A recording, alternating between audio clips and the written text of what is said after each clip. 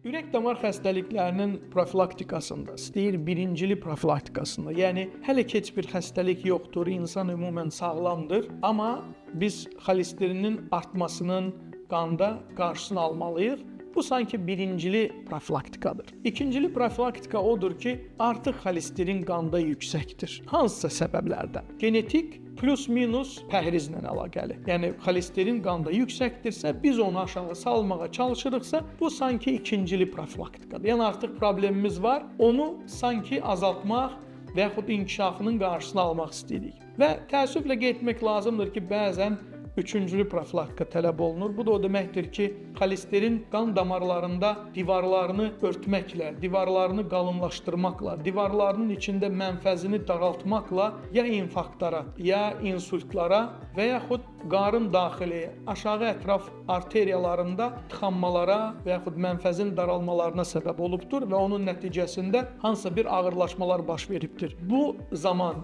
bizim tətbiq etdiyimiz müalicə artıq üçüncülü profilaktika hesab olunur. Çünki təəssüflə qeyd etmək lazımdır ki, üçüncülü profilaktikada iş işdən demək olar ki, müəyyən mənada keçmişdir. Çünki artıq ya infarkt, ya insult, ya da ayaqlarda xoralar var, yaralar var və yaxud kiminsə ayağı amputasiya olunubdur, ya barmağı. Amma buna baxmayaraq hər üç növ profilaktika çox önəmlidir xolesterin baxımından. Bizim xolesterin deyəndə diqqətimiz əlbəttə ki, ilk növbədə yönəlir ümumi xolesterinə. Qanda ümumiyyətlə xolesterinin səviyyəsi nə qədərdir? Amma xolesterin heç də tam həcmdə pis bir maddə deyil. O bizim hüceyrələrimiz üçün lazımdır. İnsan bədəninin ən önəmli hissələri xolesterin olmadan qurula bilməz, yaşaya bilməz toxumalara. Ona görə də xolesterin vacibdir. Əsas problem odur ki, xolesterin normadan yüksək olması. Son illərdə xolesterinin qanda səviyyəsi ilə bağlı həm Amerika peşəkar cəmiyyətləri, həm Azərbaycanın peşəkar cəmiyyətləri, Avropanın kardiologiya cəmiyyəti və digər qurumlar xolesterinlə bağlı tövsiyələrini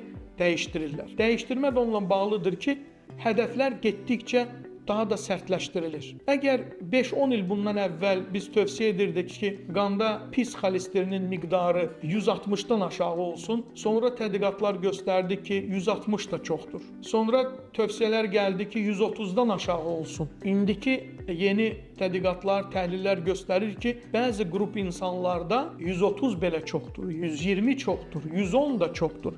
Söhbət pis xolesterindən gedir. Ona görə də mən istəyirəm bir qədər bu xolesterinlə bağlı daha dəqiq məlumat paylaşım sizinlə ki, siz də öz xolesterinizi yoxlayıb müvafiq tədbirlər görə biləsiniz. Kimsə birincili, kimsə ikincili, kimsə üçüncülü profilaktika tələb oluna bilər. Söhbət nədən gedir? Əgər biz pis xolesterinə diqqət yetiririksə, bununla yanaşı mütləq qaydada triqliseridlərə, yəni yağ turşularına da diqqət yetirməliyik. Çünki bu iki məfhum, iki molekul ürək damar xəstəliklərinin yaranmasına və pisləşməsinə təsir göstərən ən önəmli risk faktorlardır. Əlbəttə, xolesterinin digər növləri də var. Rahat olsun, asan olsun deyənə məhz LDL deyilən, yəni LDL xolesterin və triqliseridlər yağ turşularına diqqət yetirmək istəyirəm. Son tövsiyələrə görə sağlam, əgər ümumən sağlam insandırsa, heç bir xəstəlikləri yoxdursa, o cümlədən nə şəkərli diabeti var, nə siqaret çəkir, həmin və ürək damar xəstəlikləri yoxdur,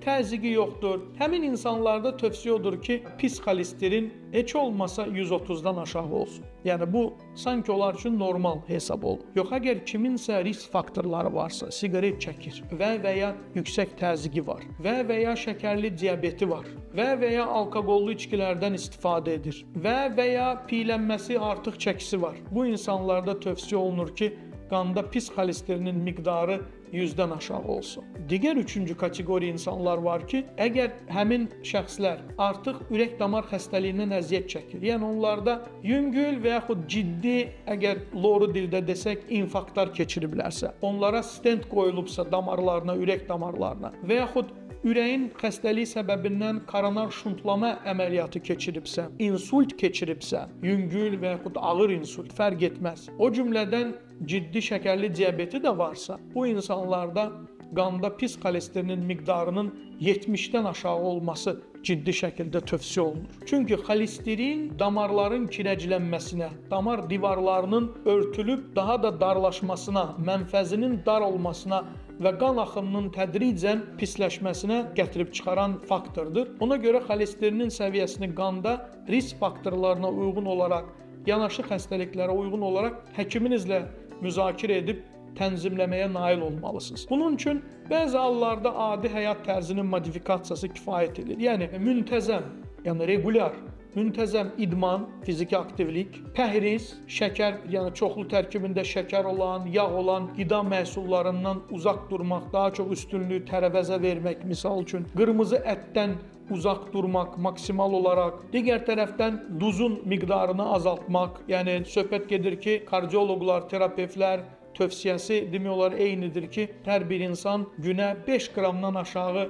duz istehlak eləsə daha tövsiyədir, daha faydalı ola bilər, xüsusilə də ki, təzyiq baxımından. Çünki xolesterinlə yanaşı yüksək təzyiq damarları 2 qat zədələnmiş olur. Və əlbəttə ki, piylənmə və artıq çəki ilə mübarizə, yəni çəkinin normaya salınması ciddi şəkildə xolesterinin aşağı salınmasına köməklik göstərir. Kiminsə diabeti varsa, istəyir diabet önü və yaxud aşkar diabet artıq mövcuddursa, şəkərin qanda çox ciddi nəzarət altında saxlanması, normaya çatdırılması olduqca önəmlidir və xolesterin və xüsusilə də yağ turşularının, yəni triqliseridlərin aşağı salınmasına köməklik göstərir. Amma bəzi hallarda bu tədbirlər kifayət eləmir. Bu tədbirlərlə yanaşı həkim çox vaxtı dərman terapiyası da tövsiyə edir. Bunun üçün statin qrupuna aid olan dərmanlar, tərkibində balıq yağı olan omega-3 yağları olan dərmanlar və yaxud bioloji aktiv maddələr tövsiyə oluna bilər. Statinlər qrupuna aid olmayan digər tabletlər, yəni həblər və yaxud hətta iynə, inyeksiya olan preparatlar da həkimlər tərəfindən tövsiyə oluna bilər. Bu tövsiyələrin, bu dərman təyinatlarının əsas hədəfi xolesterini bundan əvvəl qeyd etdiyim rəqəmlərə və o rəqəmlərdən hətta mümkünsə aşağı salmağa nail olmaqdır. Çünki xolesterini normada saxlamaqla biz ürək damar, beyin damar, periferik arteriyaların xəstəliklərinin önləməsinə nail oluruq və ya əgər onlar inkişaf edirsə, onların inkişafını ləngidir, geriyə döndərmiş oluruq və beləliklə insanların sağlam qalmalarına, keyfiyyətli həyat sürmələrinə köməklik göstəririk. Ona görə ilk növbədə ilk addım mövcud durumda bugün belə gecikdirmədən qanda xolesterinizi təyin etməkdir. Xolesterin dedikdə xüsusilə də ümumi xolesterin, pis xolesterin, LDL adlanan və o cümlədən triqliseridlərin, yəni yağ turşularının səviyyəsini qanda müəyyənləşdirmək lazımdır